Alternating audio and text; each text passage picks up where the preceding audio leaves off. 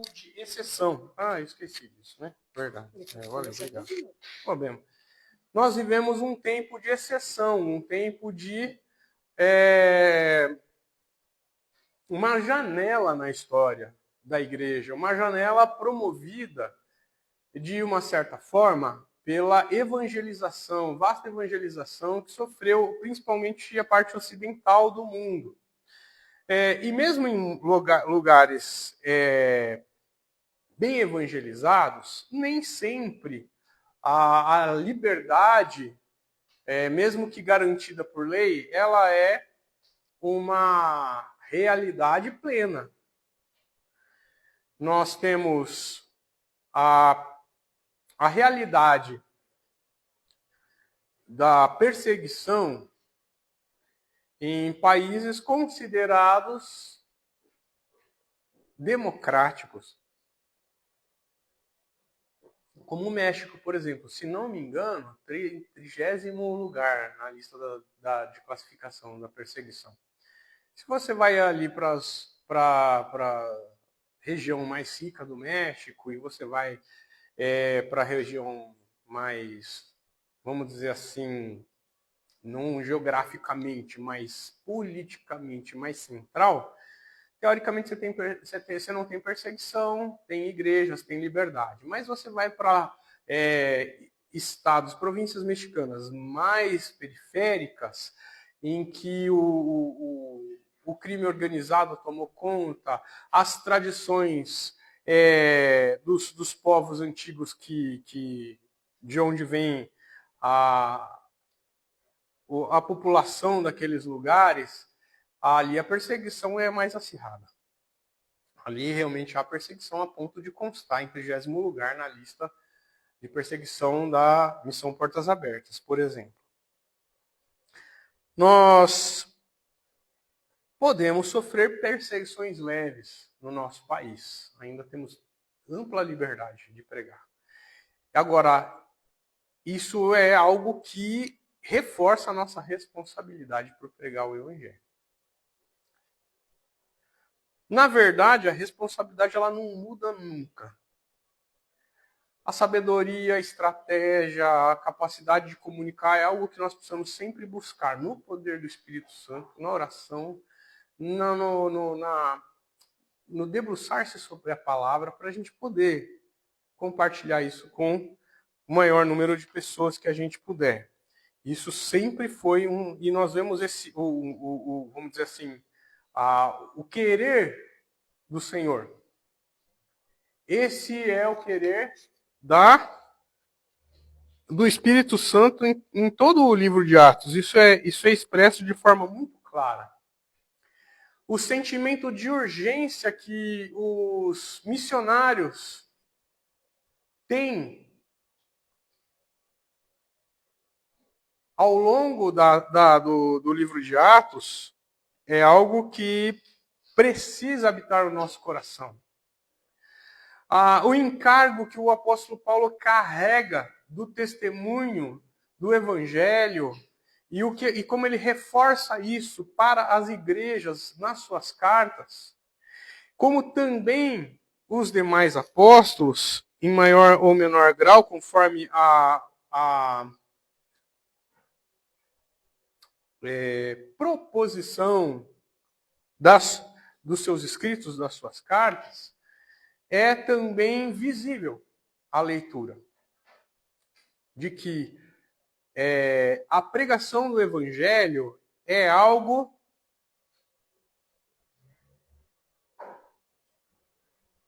primordial, prioritário na vida da igreja e urgente em relação ao mundo.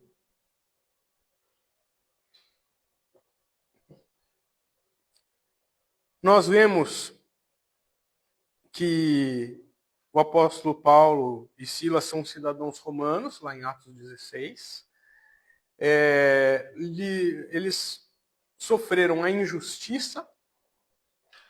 Os romanos deveriam ser muito cuidadosos, principalmente numa cidade como Filipos, que era uma colônia romana, com a legislação, cuidadosos em preservar o direito romano e, no afã de agradar politicamente e de abafar um possível tumulto, os magistrados se precipitaram e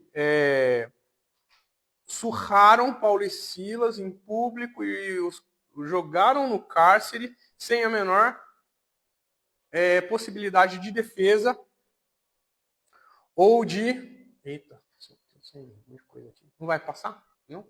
Quer copiar? Tem drive ali, ó. Nem se não der para copiar, não tem problema. Só põe o mapa aí. Só põe o mapa. Tá bom. Não tem problema não. Eu sigo aqui, pronto.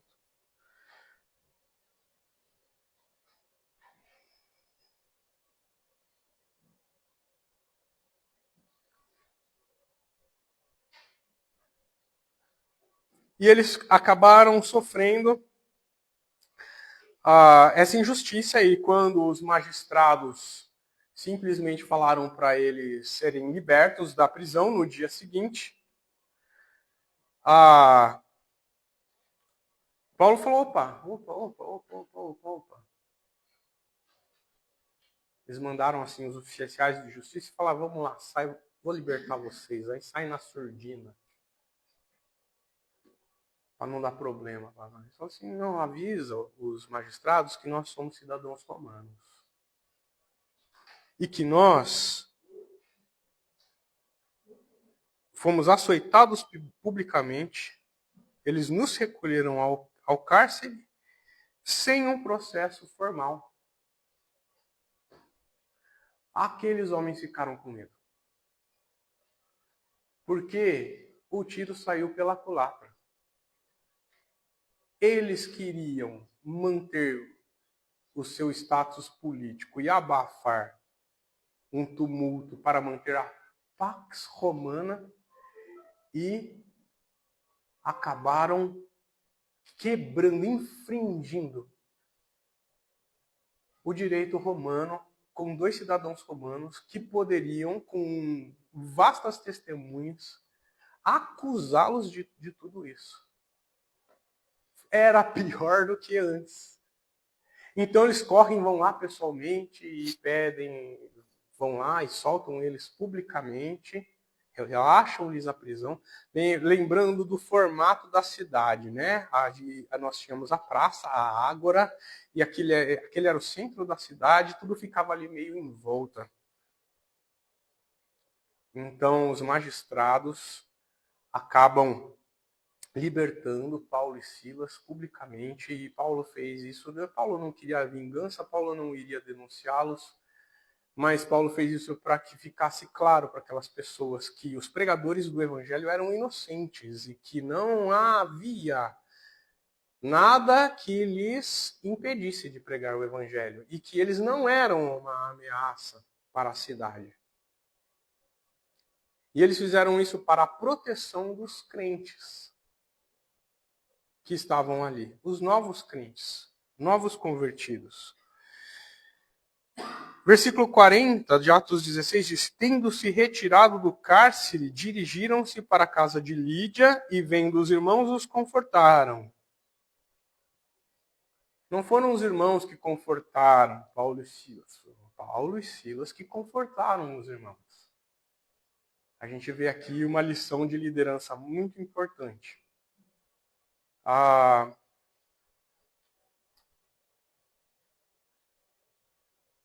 Não é... o líder ele tem que estar pronto, principalmente o pregador do evangelho,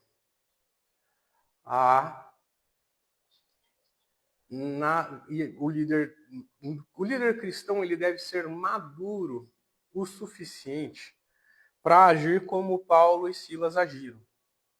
Mesmo tendo sofrido tudo o que sofreram, não consideraram o sofrimento em si um vilipêndio do próprio ego, mas entenderam que aquilo era uma honra pelo Evangelho, sofreram a injustiça por Cristo e deviam assim agir com alegria e transmitir isso para a igreja. aquela igreja nova, aquela igreja que precisava desse apoio, desse conforto. Agora é interessante, fim do versículo 40 do capítulo 16. Quem pode ler as duas últimas palavras ao meio da revista atualizada para mim, por favor? Então partiram. Em que pessoa e em que tempo está a frase? Terceira do plural. O que significa? Lucas provavelmente fica em Filipos para ajudar a igreja em Filipos. Lucas fica lá. Ele é agregado em Troade. E aqui em Filipos, ele não fala, então partimos. Não, então partiram.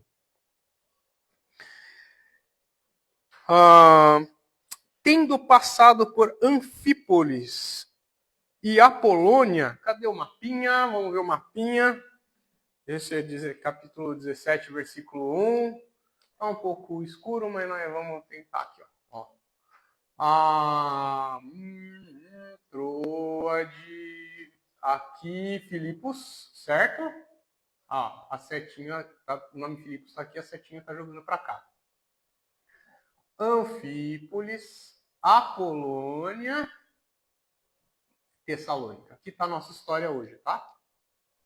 Tessalônica é o nome aqui e a setinha apontando para cá. Tá bom? Ali, continuando na Macedônia, passaram por essas duas cidades e chegaram a Tessalônica, onde havia uma sinagoga de judeus. Olha lá, a gente sempre reforça que isso era uma estratégia, né, do apóstolo Paulo. Procurar uma sinagoga. Ontem a gente falou um pouquinho sobre isso. Duas vantagens em procurar uma sinagoga. Primeiro, que a palavra de Deus estava ali pronta para ser lida publicamente. Né? E pessoas interessadas na palavra de Deus, no Deus verdadeiro. Segundo lugar, pessoas que já conhecessem a palavra de Deus, se convertendo ao Senhor Jesus, se tornariam mais rapidamente líderes e a estrutura, vamos dizer assim, teológica da igreja.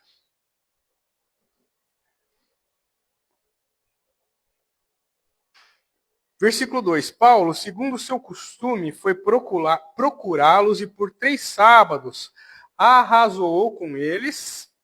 Mudamos o mapa, tá vendo? Tá mais clarinho, né? As setas sumiram, mas tá por aí. Tá? A IA ela faz algumas coisas, né? Depois, qualquer coisa, a gente vê se melhora. Então, Paulo, segundo seu costume, foi procurá-los e por 3 sábados razoou com eles acerca das Escrituras, expondo e demonstrando ter sido necessário que o Cristo padecesse e ressurgisse dentre os mortos. E este, dizia ele, é o Cristo que eu vos anuncio.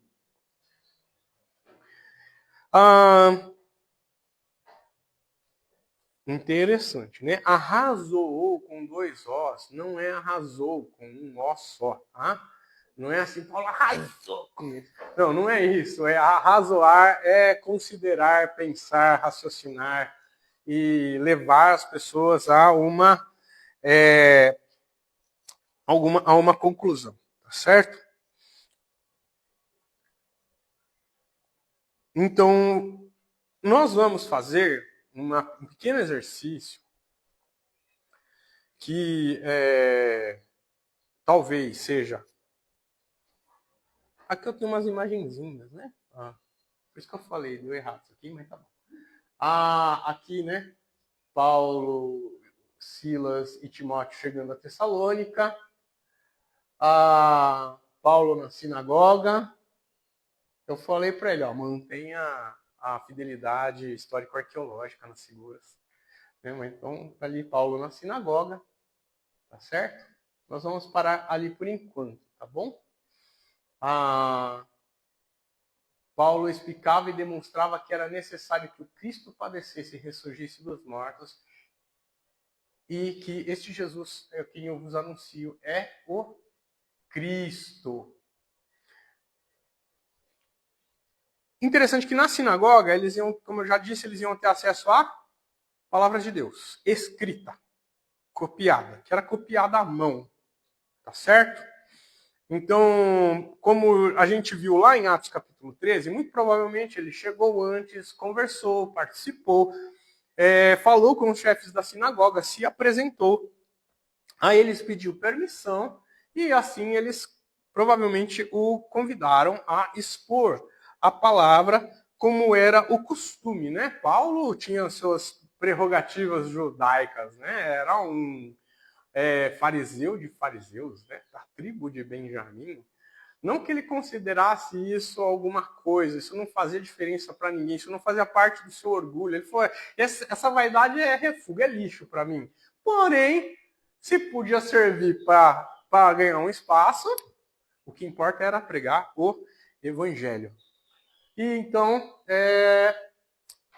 o que Paulo fez em 3 sábados, de forma muito resumida, a gente vai tentar fazer agora, tá? Só lembrando, eu acho que os irmãos são cientes do que nós vamos falar aqui hoje. Nós vamos lembrar de algumas coisas. É possível que o apóstolo Paulo tivesse abordado as profecias diretas a respeito do Senhor.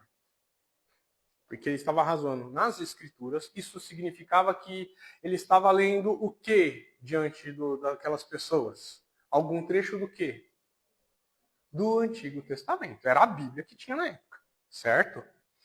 O Senhor Jesus Cristo disse que as Escrituras testificavam dele. As Escrituras do Antigo Testamento testificavam dele. Então, o apóstolo Paulo, à semelhança do que o Senhor Jesus fez com os discípulos no caminho de Emaús, expõe a realidade da morte e da ressurreição do Messias em 3 oportunidades na sinagoga. Eu não estou sugerindo que ele tenha usado esse esboço. Estou só falando que a gente pode fazer esse mesmo exercício aqui e que a gente já conhece muitas dessas passagens. Profecias diretas. O servo sofredor, de Isaías 52:13 e Isaías 52, 53. Ok? Vocês lembram disso, não é verdade? Que falam do Senhor Jesus como o servo sofredor. Era esperado do povo judeu um rei glorioso. Era esperado do povo judeu um Messias que traria poder, glória, restauraria o Israel aos tempos gloriosos ali de Davi, do rei Davi. Ele era o prometido filho de Davi. E nós sabemos que essa profecia ainda não se cumpriu. Então o apóstolo Paulo estava chamando a atenção deles para profecias que muitas vezes não era a tendência deles considerar. De que o Senhor Jesus é o servo sofredor. Aquele que tomaria sobre si as nossas dores, que tomaria sobre si o castigo que traz paz para nós, paz entre nós e Deus, que nos sararia, que nos libertaria, que nos justificaria. Então, a leitura de Isaías 53, mas não só Isaías 53, mas vamos ler pessoalmente, principalmente o versículo 12, como está ali, vamos ver? Isaías 53.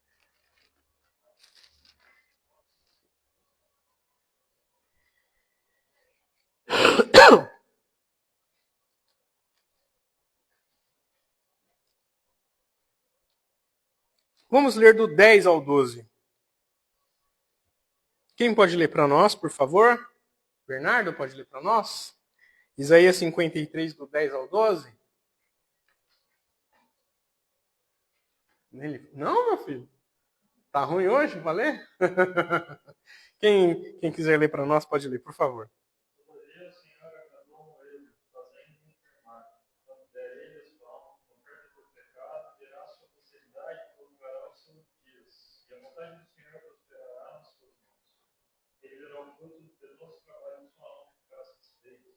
Meu servo justo, com seu conhecimento, justificará muitos, porque as iniquidades deles levará sobre si.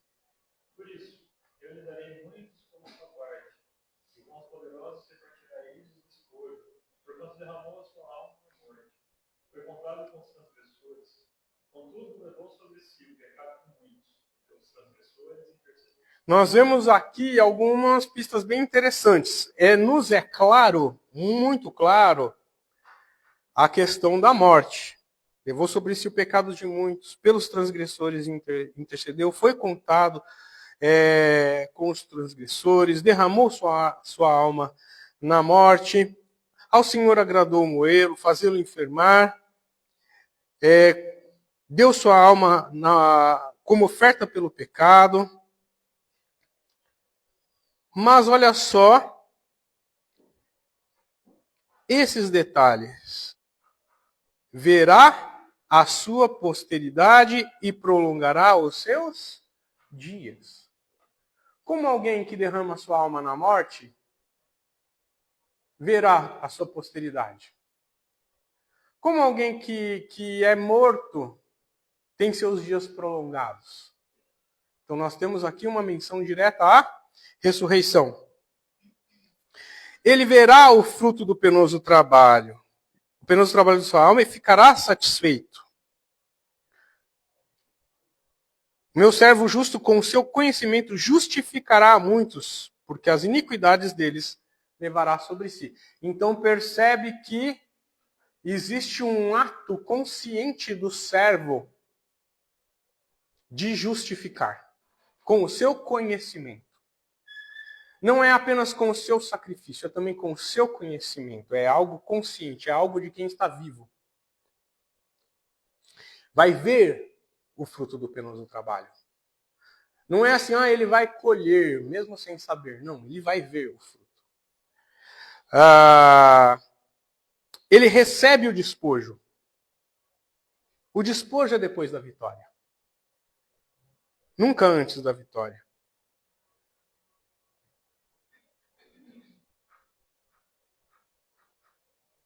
Esse despojo são muitos recebidos da parte do Pai. Agora nós vamos para o Salmo 22. Qual é o versículo mais famoso do Salmo 22? O Salmo da crucificação. Quem sabe falar sem ler? Hein?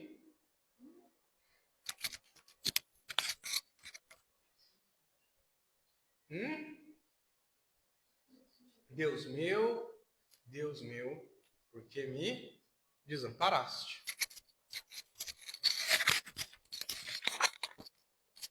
Nós vemos no início do Salmo toda a descrição da crucificação. Nós costumamos lembrar do Salmo da crucificação como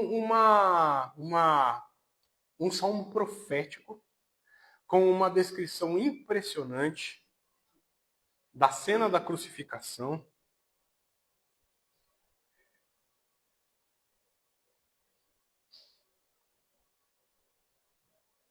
Como, por exemplo, versículo 2, Deus meu, clamo de dia e não me respondes, também de noite, porém não tenho sossego. Versículo 6, mas eu sou verme, não homem, opróbrio, vergonha dos homens e desprezado do povo. Todos os que me veem zombam de mim, afrouxam os lábios e meneiam a cabeça. Confiou no Senhor, livre-o ele, salve-o, pois nele tem prazer. É interessante que parece que está descrevendo Mateus 27, de forma muito clara. Versículo 12, muitos touros me cercam, fortes touros de Bazã me rodeiam, contra mim abrem a boca, como faz o leão que despedaça e ruge. Derramei-me como água, todos os meus ossos se desconjuntaram, meu coração fez-se como cera, derreteu-se dentro de mim. Lembre-se dos soldados romanos que torturaram, zombaram o nosso Senhor, como também os efeitos da crucificação, versículo 14. Quando o Senhor é furado com a lança, sai então, não só sangue, como também água. Então derreteu-se, meu coração fez como cera. Versículo 15, secou-se o meu vigor como um caco de barro e a língua se me apega ao céu da boca. Assim a gente vê, eu lembro o Senhor, né, com extrema sede, depois de derramar muito sangue, né, ele só, como o Salmo sofre uma quebra, né, eu não sei se a palavra moderna para os dias de hoje, né? A gente usa, né? É chique falar isso no Instagram, né? Uma disruptura, né? A meus irmãos declararei o teu nome, cantar-te-ei louvores no meio da congregação. Esse salmo muitas vezes é reportado ao momento da ceia do Senhor, né? Mas olha só como ele continua. Vós que temeis o Senhor, louvai-o, glorificai-o vós todos, descendência de Jacó, reverenciai-o vós todos, posteridade de Israel. Pois não desprezou nem abominou a dor do aflito, nem ocultou dele o rosto, mas o ouviu quando lhe gritou por socorro. Detivem o meu louvor, na grande congregação cumprirei os meus votos na presença dos que o temem. Os sofredores hão de comer e fartar, até que não pode preservar a própria vida. A posteridade o servirá, falar-se-á do Senhor a geração vindoura, hão de vir anunciar a justiça dele, ao povo que há de nascer, contarão que foi quem o fez. Nós vemos aqui o Messias sofredor recebendo a glória. O Messias sofredor na posição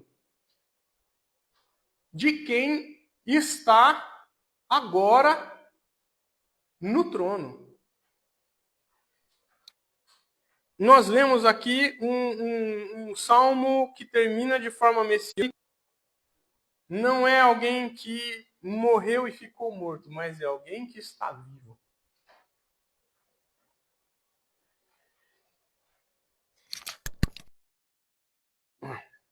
Acho que eu misturei no microfone. Salmo 16 e 10, que é um dos versículos mais famosos e citados pelo próprio escritor do Novo Testamento, através da direção do Espírito Santo.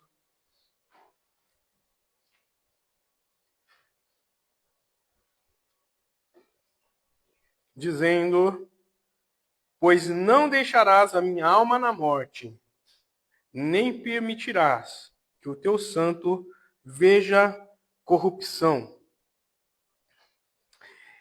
Pedro vai usar esse versículo na pregação do Evangelho de Atos 2, famosa pregação do apóstolo Pedro. Depois, o apóstolo Paulo vai citá-lo em Atos capítulo 13 como referência à ressurreição do Senhor Jesus Cristo. Então, nós vimos aqui algumas passagens que falam da ressurreição, da morte e da ressurreição do Senhor.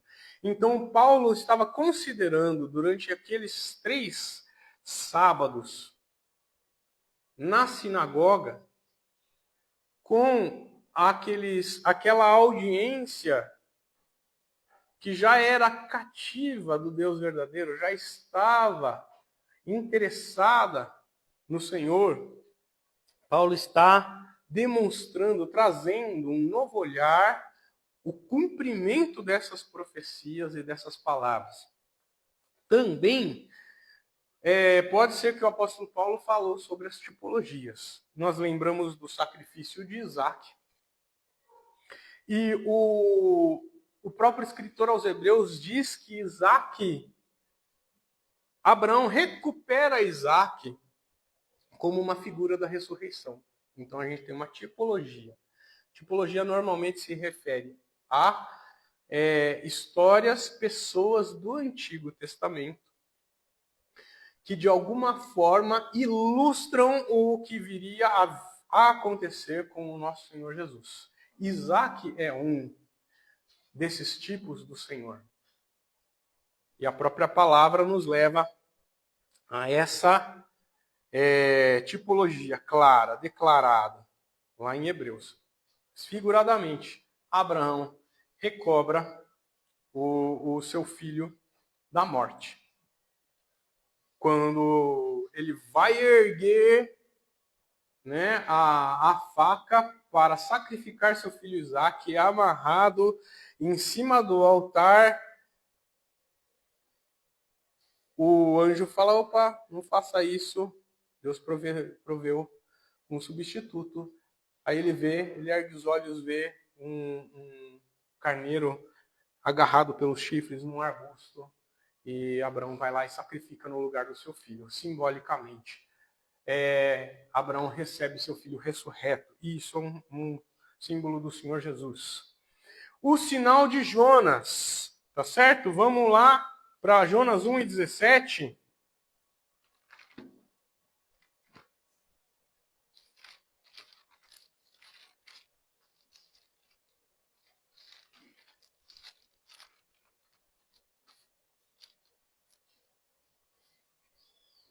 Quem pode ler para nós bem bonito? Jonas 1:17. Preparou o Senhor um grande peixe. Preparou o Senhor um grande peixe para que entregasse a Jonas. E esteve Jonas 3 dias e 3 noites no meio do peixe. Muito bem. Agora vamos para Mateus capítulo 12.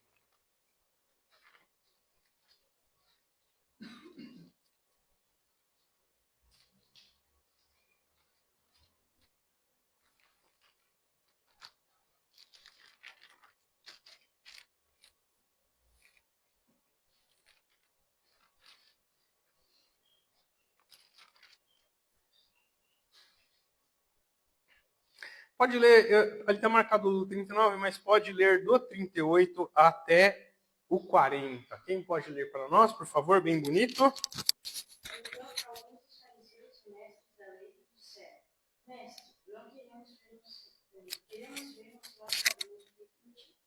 Ele respondeu: Uma geração perversa e adúltera pede um sinal milagroso, mas nenhum sinal será dado, exceto o sinal do profeta Jonas. Pois assim como Jonas esteve 3 dias e 3 noites no ventre de um grande peixe, assim o Filho do Homem ficará 3 dias e 3 noites no coração da terra. Muito bem. Aqui nós temos o próprio Senhor Jesus demonstrando que aquilo que é narrado a respeito do profeta Jonas tipifica ele mesmo. Como o Senhor é maravilhoso e preparou todos esses sinais. Preparou nas Escrituras, cuidou para que essas coisas fossem registradas, preservadas e chegassem até nós, aqui. Chegassem até essas pessoas lá em Tessalônica. Chegassem até os seus discípulos. Chegassem até o povo de Israel, o povo que o rejeitou. Mas que estivessem lá. Um povo mau, perverso, adúltero.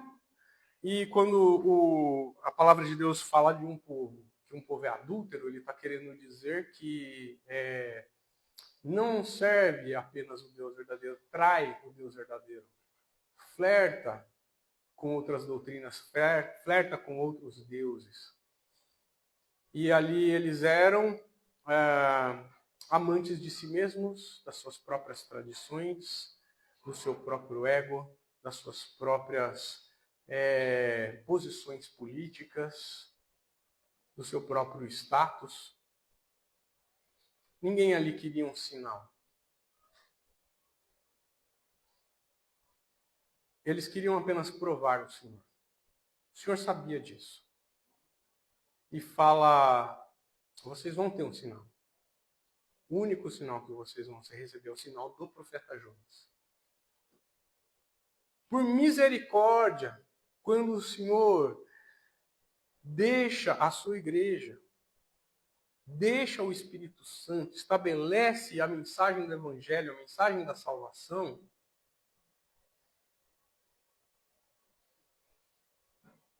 isso é tornado claro novamente através dos apóstolos para toda a nação de Israel. Então não é apenas algo simbólico, o Senhor, na sua misericórdia, deixa que a igreja transmita isso para todos. Aliás, ordena. Então, nós temos aqui o sinal dos 3 dias e 3 noites. É importante a gente ver um detalhe que você encontra de forma até abundante essa explicação na internet.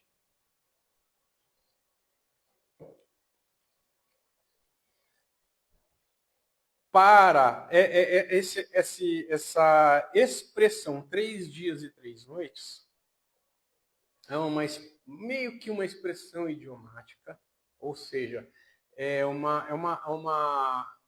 tradição judaica, é uma extrapolação judaica, em que qualquer parte de um dia é considerado um dia inteiro. Então, eu falo assim, 3 dias e 3 noites. É uma fórmula poética de dizer, dentro de 3 dias, no terceiro dia, ele ressuscitou. É possível que o mesmo profeta Jonas tenha passado um período semelhante ao do Senhor Jesus. O Senhor Jesus morre na sexta-feira à tarde, passa o dia de sábado sepultado e na manhã do terceiro dia ele ressuscita. Mas para os judeus são 3 dias e 3 noites.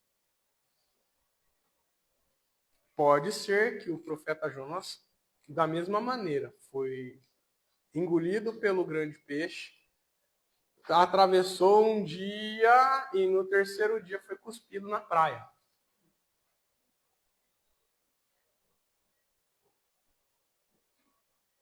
Na nossa mentalidade ocidental e, vamos dizer assim, que se preocupa com as precisões, a gente precisa tomar cuidado para não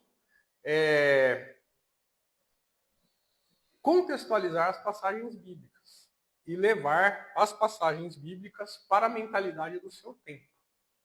Ok? Então, quando você está expondo para uma pessoa que se acha muito inteligente e estudada as escrituras, mas não conhece nada de cultura bíblica, você precisa explicar essas coisas para ele. Ficou assim, 3 dias e 3 noites, mas assista tarde morreu e no domingo de manhã ressuscitou.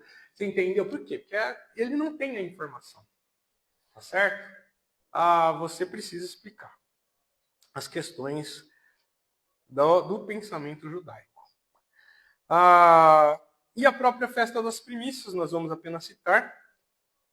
Ou seja, o primeiro feixe da colheita, dava a colheita, o primeiro feixe era abraçado, cortado, enrolado e levado na presença do sacerdote para ser movido e ofertado ao Senhor.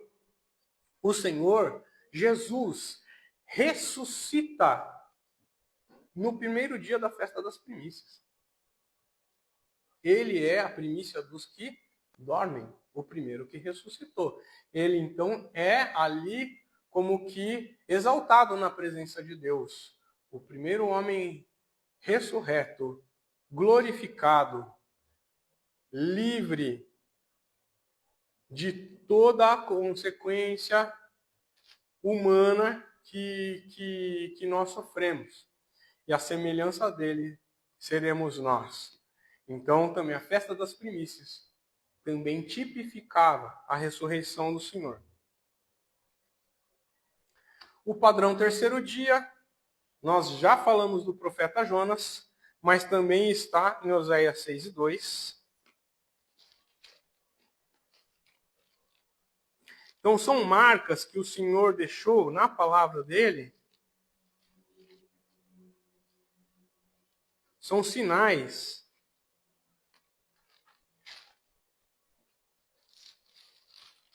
para que, ao serem examinadas as Escrituras, pudesse ser constatado que ele é o Messias, que havia de vir. Oséias 6:2. Quem pode ler para nós? Depois de 2 dias, no terceiro dia, você levantará e viveremos diante dele. Então, o padrão terceiro dia era um padrão reconhecido por aqueles que conheciam as Escrituras, pelos judeus. Êxodo 19:11. Êxodo 19:11, apesar de ser colocado depois, porque o texto de Oséias é um texto mais explícito, na verdade ele vem antes e, pela regra da primeira menção, ele é o texto mais importante para marcar o padrão terceiro dia, né? É Êxodo 19:11. E estar prontos no terceiro dia, porque nesse dia o Senhor descerá sobre o monte Sinai, à vista de todo o povo. Então, os estudiosos do padrão terceiro dia colocam esse versículo como a primeira menção do padrão terceiro dia, ou seja, a manifestação do Senhor diante do povo de Israel com a aliança mosaica acontece depois da preparação no terceiro dia. Então, esse padrão da aparição, esse padrão da manifestação do Senhor no terceiro dia. Bom, a gente viu algumas coisas do que pode ser que o apóstolo Paulo tenha falado a esses irmãos, né? Lá em Tessalônica. Bom, vamos fazer, para finalizar, voltar em Atos capítulo 17. Atos capítulo 17. Versículo 4.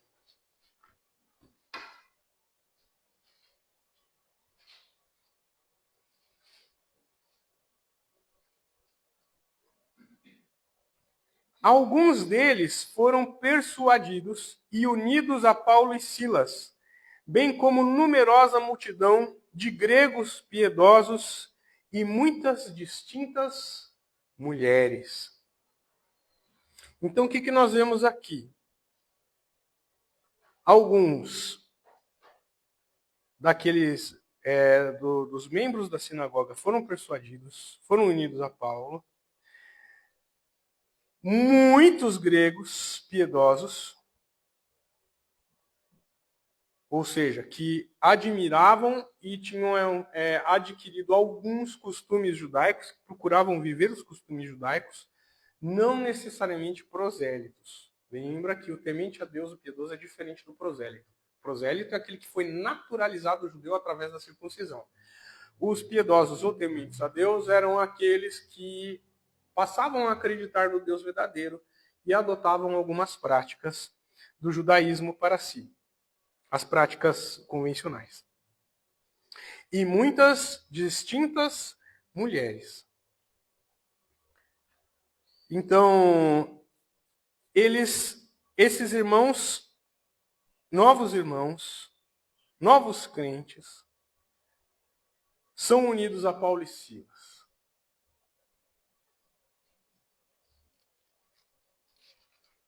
Aí eu gostaria de que você fosse para a carta de 1 Tessalonicenses.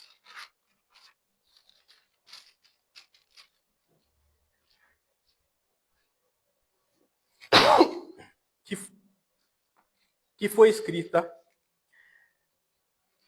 pouco tempo depois, alguns meses, talvez um ano só depois, enquanto o apóstolo Paulo está lá em Corinto, um pouquinho mais para frente da nossa viagem aqui. Ele escreve quase que em seguida, né? Pelos padrões da época, essa carta aos irmãos.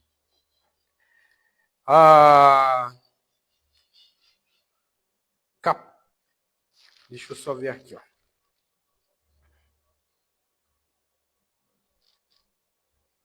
Vamos ler do versículo 2 do capítulo 1. Damos sempre graças a Deus por todos vós, mencionando-vos em vossas orações e sem cessar recordando-nos diante do nosso Deus e Pai da operosidade da vossa fé, da abnegação do vosso amor e da firmeza da vossa esperança em nosso Senhor Jesus Cristo, reconhecendo, irmãos amados de Deus, a vossa eleição, porque o nosso evangelho não chegou até vós tão somente em palavra, mas sobretudo em poder, no Espírito Santo e em plena convicção, assim como sabeis ter sido o nosso procedimento entre vós e por amor de vós. Com efeito vos tornastes imitadores nossos do Senhor, tendo recebido a palavra, posto que em meio de muita tribulação, com a alegria do Espírito Santo, de sorte que vos tornastes modelo para todos os crentes na Macedônia e na Acaia, porque de vós repercutiu a palavra do Senhor.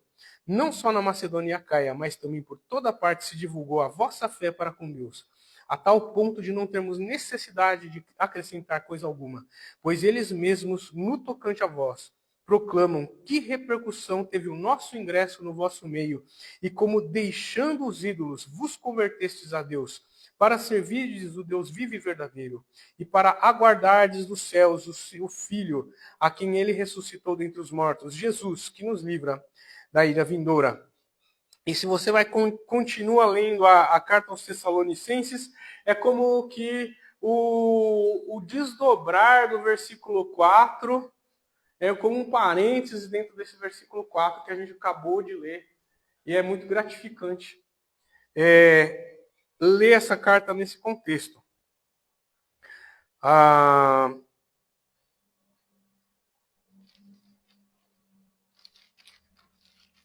Fala também de como o apóstolo Paulo procedeu no meio deles e como eles se deram, se sacrificaram, se esforçaram por aqueles irmãos ali em Tessalônica. Leia a carta dos Tessalonicenses e você vai ver esses detalhes. Então, alguns deles foram persuadidos, esse bem como numerosa multidão de gregos piedosos e muitas distintas mulheres. A pregação do evangelho e o ensino da palavra de Deus não ficou restrito àquelas 3 semanas na sinagoga. A palavra não nos deixa claro quanto tempo ele ficou ali no meio deles. Mas diz que eles se esforçaram de dia e de noite para não serem pesados aos irmãos e para que eles fossem instruídos na palavra de Deus, fossem instruídos no evangelho e nas coisas que eles precisavam conhecer. Um discipulado realmente intensivo dos missionários aos irmãos ali em Tessalônica. Versículo 5. Os judeus, porém, movidos de inveja, trazendo consigo alguns homens maus dentre a malandragem, ajuntando a turba, alvoroçaram a cidade e, assaltando a casa de Jason, procuravam trazê-los para o meio do povo. Então a gente vê aqui no versículo 5 o ciúme dos judeus. Aqueles que não creram, se sentiram enciumados. Os caras vêm aqui, se aproveitam da nossa sinagoga, ainda roubam a nossa assistência. Né? Essa era a mentalidade deles. Essa é a mentalidade de quem está centrado no seu próprio ego e egoísmo e não está centrado na glória de Deus. Foi anunciado a eles com a mesma glória, com a mesma graça, no mesmo poder do Espírito Santo, o Evangelho.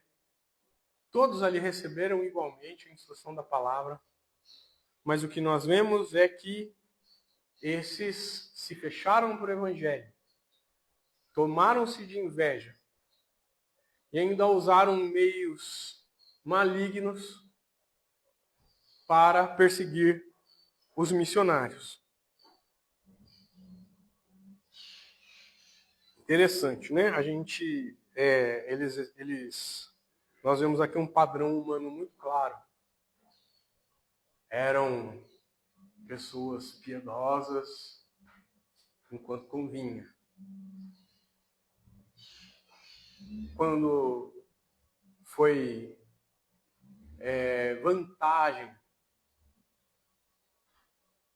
se enfiar e pagar a malandragem para promover alguma coisa, eles foram lá e não tiveram nenhum escrúpulo, nenhum pudor de fazer. Isso traz um padrão para a gente prestar atenção na nossa sociedade. Alguém sem Cristo, por mais religioso que pareça, por mais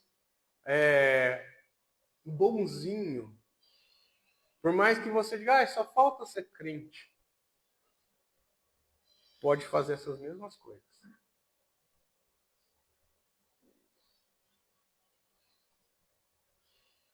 O mal pode tomar o seu coração e essa pessoa fazer as piores coisas que você pensar.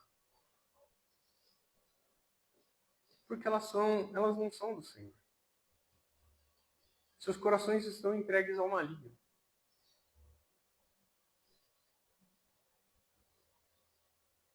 E nós não podemos nos iludir com uma falsa piedade. Quem é do Senhor, é do Senhor. Quem não é, não é.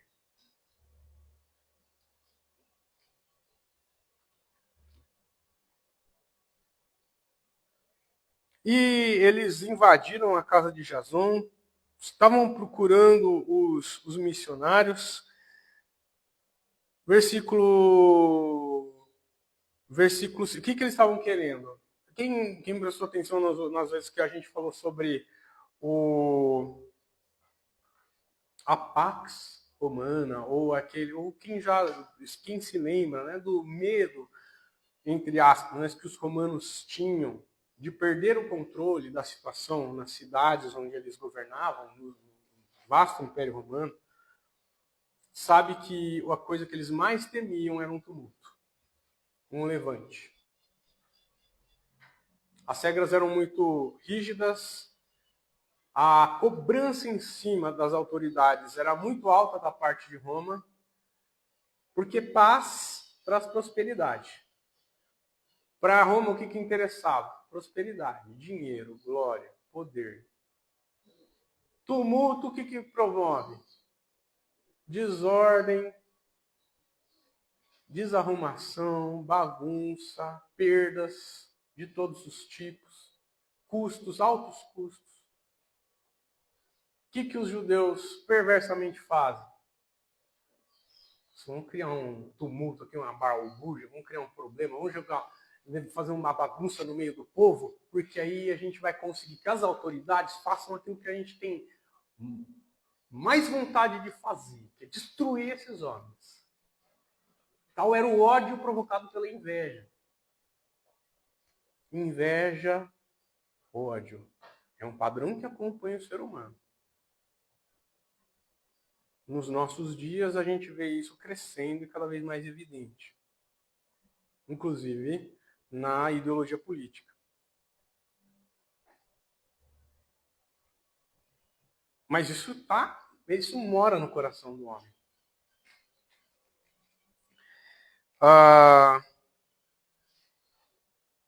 Eles sabiam que eles iam chamar a atenção das autoridades, porque as autoridades precisavam manter a paz. Porém, versículo 6, não os encontraram. Não os encontrando, o que eles fizeram? Arrastaram Jason e alguns irmãos perante as autoridades, clamando: estes que têm transtornado o mundo chegaram também aqui. Olha, só estava na segunda viagem missionária do apóstolo Paulo. Nós sabemos que a igreja ela estava pregando o evangelho e se espalhando pelo mundo, mesmo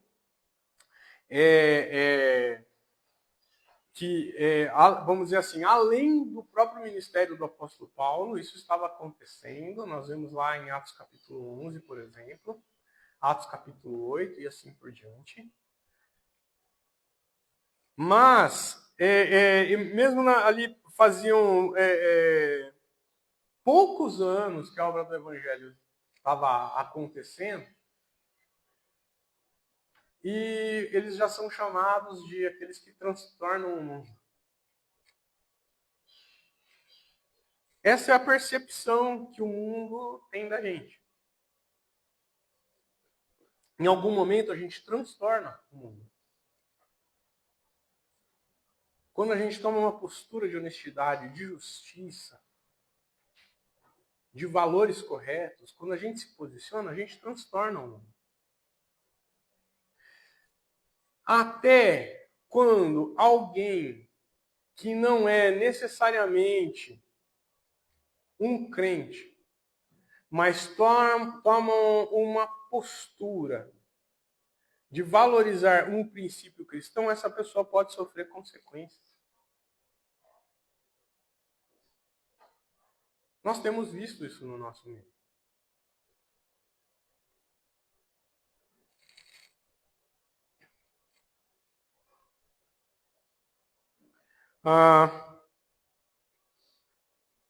Versículo 7, os quais Jasão hospedou.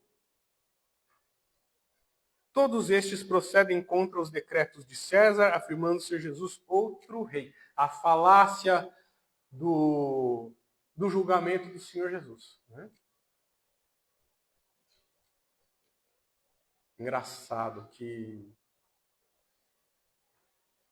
quando interessa, eles querem outro rei.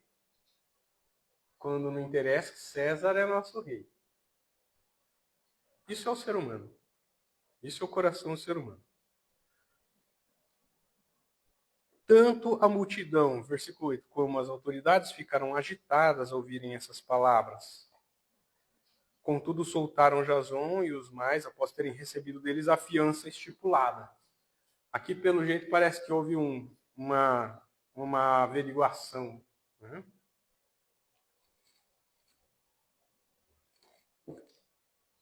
Talvez eles entenderam que não eram eles diretamente as pessoas às quais os judeus estavam querendo, que os judeus estavam procurando Paulo e Silas. Não os encontraram, levaram qualquer um, porque o que importava é causar. E as autoridades prenderam para conter o tumulto, mas pelo jeito eles não foram punidos com nenhum tipo de tortura, apenas através de pagamento de fiança foram soltos. Porém, a gente já vê a perseguição se levantando e tentando intimidar a igreja, uma igreja nova, uma igreja de poucos dias, de poucas semanas. Versículo 10. E logo durante a noite os irmãos enviaram Paulo e Silas para Bereia.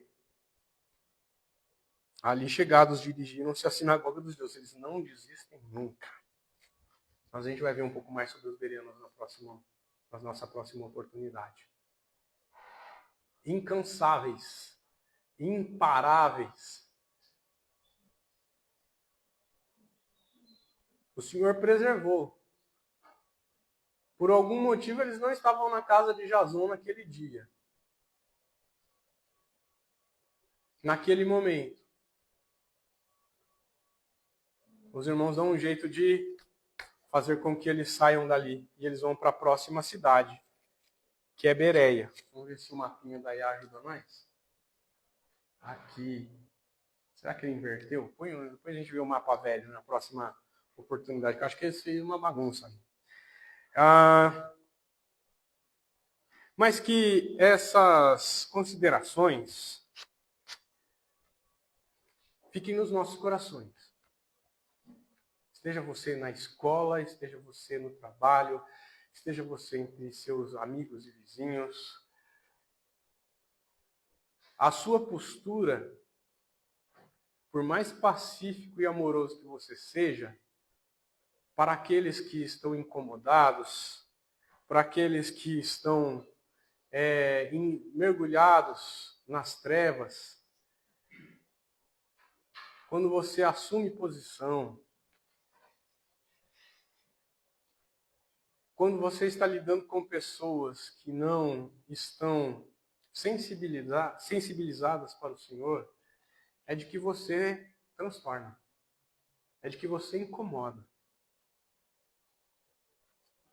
Agora, a mesma serenidade que havia no coração de Paulo e Silas é a serenidade que nós devemos buscar no Senhor.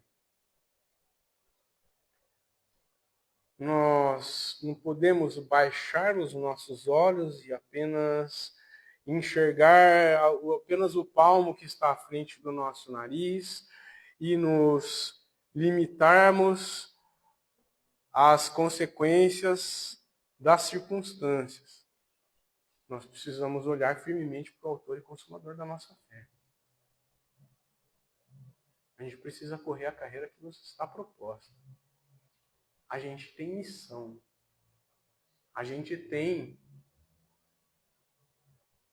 propósito. A gente tem uma passagem. Somos estrangeiros e peregrinos. Pertencemos a um reino celestial. Anunciamos um Salvador.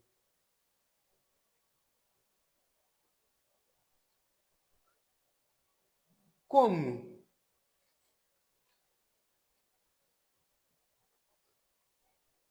Como que o Rei glorioso estabeleceria seu reino na terra sem salvar os pecadores? Reinaria sobre quem? Cumpriria sua profecia de glória, de majestade, de perfeição, de comunhão com Deus? Com quem? Ele precisava primeiro restaurar o ser humano, pagar pelo preço dos pecados.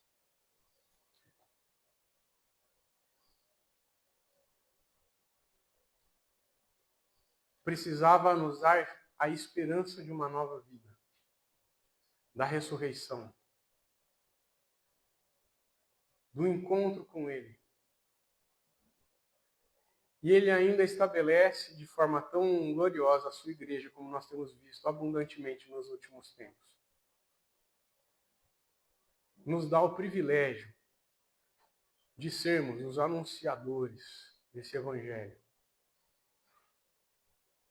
Quantos que caminham em trevas, enganados, iludidos por Satanás, indo a passos largos para o lago de fogo. Sem esperança, sem salvação, presos às ilusões desse mundo, tentando se agarrar a uma vida perfeita aqui nesse lugar que é impossível de ser atingida.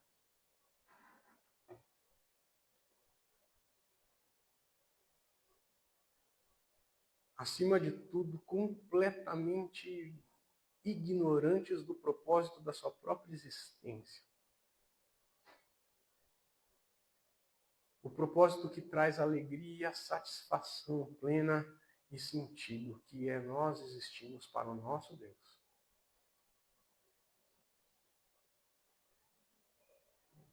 O Senhor quer agregar o maior número. O Senhor quer agregar a si, a igreja, aos seus braços, ao seu coração.